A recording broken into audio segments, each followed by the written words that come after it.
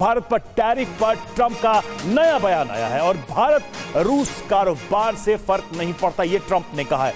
दोनों अपनी अर्थव्यवस्था गिरा रहे हैं, यह ट्रंप का दावा है। भारत और रूस साथ में डूब सकते हैं, यह भी ट्रंप ने अपने बयान में कहा है।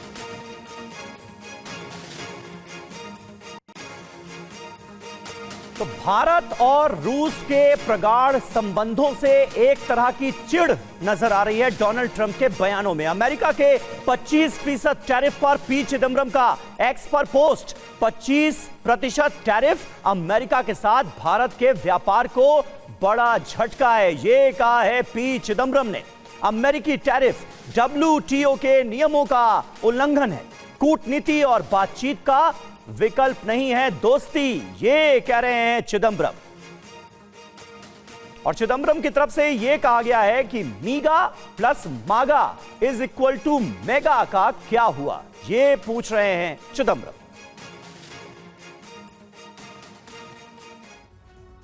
और चलिए आगे आपको हम बताएंगे कि भारत अमेरिका से क्या क्या खरीदता है और ये जो ट्रेड है दोनों देशों का, उनमें किन किन वस्तुओं का एक तरीके से मेजर पोर्शन है और किस पर ज्यादा असर पड़ सकता है, इसको भी समझना बेहद जरूरी है। क्योंकि ट्रंप का तो यही दावा है कि हम बहुत ज्यादा नहीं खरीदते हैं भारत से। तो एक नजर इन तथ्यों पर भी डालते हैं, कौन कौन से प्रोडक्ट्स हैं और किस किस पर इंपोर्ट वैल्यू कितनी है, क्या उस पर प्रभाव पड़ेगा। तो प्रोडक्ट्स की बात करें, देखिए कच्चा तेल, उसमें हम अगर देखें इंपोर्ट वैल्यू तो 9.51, 9 रुपए 51 पैसे। टैरिफ पर देखिए 7.5 से 8% का। गोल्ड की बात करें तो उसमें इंपोर्ट वैल्यू 4.22 और टैरिफ 20%। वहीं पेट्रोलियम उत्पाद की बात करें तो उसकी इंपोर्ट वैल्यू है 2.79 और टैरिफ की बात करें तो 7.5%। इलेक्ट्रॉनिक कंपोनेंट्स की बात करें 2.33 इंपोर्ट वैल्यू और टैरिफ है 2.5। कोयला 2.10 और इसमें टैरिफ है 5%। ये आंकड़े उन प्रोडक्ट्स की जिसका एक तरीके से दोनों देशों के बीच व्यापार है और इस पर सीधा सीधा असर भी अब देखेगा। भारत अमेरिका को बेचता क्या है ये भी देखिए। तो उसमें प्रोडक्ट है पेट्रोलियम जिसमें इंपोर्ट वैल्यू है 4.31 और टैरिफ है उसमें 0 से 0.75 का। दवाइयों की बात करें 1.49 इंपोर्ट वैल्यू है, टैरिफ की बात करें तो 0.75% तक का ही है। टेलीकॉम इंस्ट्रूमेंट्स की बात करें 1.46 इंपोर्ट वैल्यू, टैरिफ 0%। मोती, महंगे पत्थर, इन सब की बात करें तो इसमें इंपोर्ट वैल्यू 0.99 और टैरिफ 0 इसमें भी है। और इलेक्ट्रॉनिक जो मशीनरी है उसमें भी टैरिफ 0% ही है, जबकि उसके इंपोर्ट वैल्यू की हम बात कर रहे हैं तो 0.92।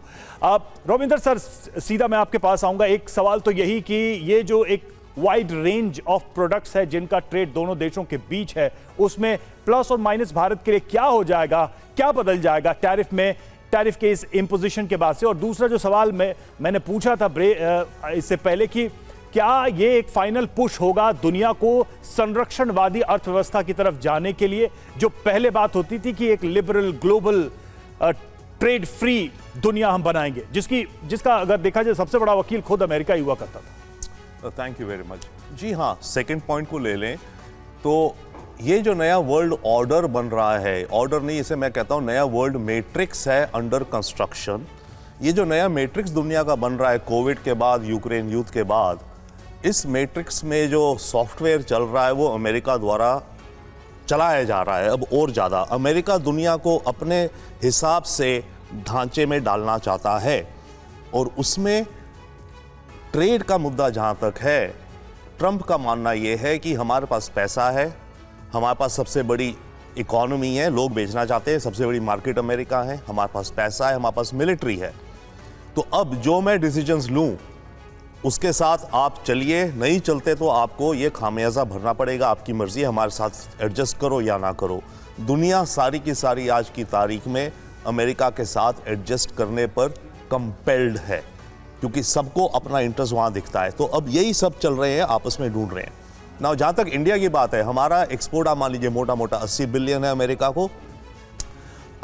अगर ये टैरिफ 25% वाली लग जाती हैं तो मोटा मोटा हमें करीब हमारे जो मार्केट कम हो जाएगी, हमारे एक्सपोर्ट सफ़र करेंगे करीब 10% से 20%, यानी कि करीब 10 से 15 बिलियन डॉलर का हमारा एक्सपोर्ट कम हो जाएगा अमेरिका को, अगर ये ऐसी ही रहती है। और अभी आने वाले वक्त में और भी ट्रंप, जो मैं एक एग्जांपल देता हूं आपको, बड़ा हम टैरिफ्स की बात करते हैं, हमें नॉन टैरिफ सोचना चाहिए। बाय द वे, कल नयनारा एनर्जी, जो इंडिया का बहुत बड़ा ऑयल रिफाइनर है, जो एसआर ऑयल होता था जिसको रोसनेफ्ट ने पार्टनर किया है, कल माइक्रोसॉफ्ट ने उसके सारे सॉफ्टवेयर ब्लॉक कर दिए हैं।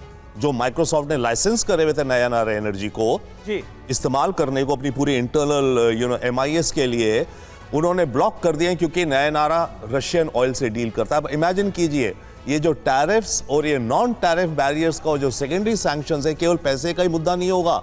इसमें आज आप माइक्रोसॉफ्ट यूज कर रहे हैं, आपकी बड़ी बड़ी कंपनीज, बुम, कल माइक्रोसॉफ्ट बोलेगा मैं कर नहीं सकता आपको सर्विस क्योंकि मेरे ऊपर नहीं तो पेनल्टी पड़ेगी। ठीक है, तो ये एक बहुत ही नया युग आ रहा है जिसमें हर देश को, भारत को, हम भारतीय हैं, बहुत केयरफुली एडजस्ट करके फूंक फूंक के आगे बढ़ना पड़ेगा। ठीक है सिंघल साहब, लेकिन यहां पर एक पॉइंट मेरा जो मैं जिक्र भी कर रहा था और ये सवाल हर किसी के जहन में आ रहा है कि आखिर ट्रंप ने 25% टैरिफ लगाने का फैसला किया भारत पर, वो एक बात है। दूसरी बात, वो जुर्माने का जिक्र कर रहे हैं, पेनल्टी का जिक्र कर रहे हैं। डोनाल्ड ट्रंप, अमेरिका भारत पर पेनल्टी लगाने वाला आखिर होता कौन है?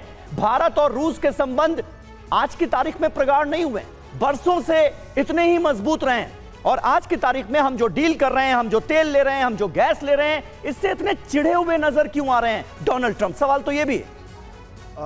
देखिए, डोनाल्ड ट्रंप का जो तरीका है काम करने का, एक यूनिक तरीका उन्होंने अपनाया है कि वो खुद डिसाइड करते हैं कि दूसरे देश के किस तरह से बिहेव करना है, क्यों करना है, और उसको फिर वो क्या करते हैं कि वो अपनी मैक्सिमलिस्ट पोजीशन पर आ जाते हैं और उसके बाद में वो पीछे हटते हैं।